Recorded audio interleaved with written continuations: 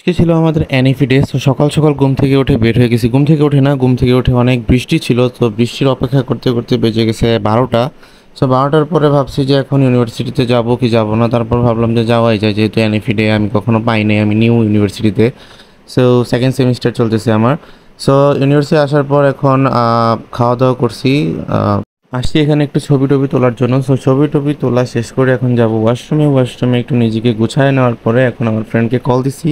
So ফ্রেন্ডের জন্য দাঁড়ায় ছিলাম অনেকক্ষণ, দাঁড়ায় থাকার পরে ও আসছে আর তারপর ঢুকে গেছি মেইন প্রোগ্রামে।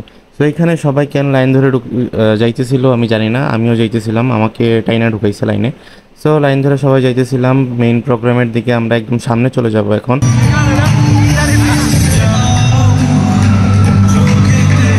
আর এই সাইডটায় এত বেশি বৃষ্টি আসছিল যে মানে সবাই ছাতা নিয়ে, দেখছেন, তাও প্রোগ্রাম দেখতেই হবে।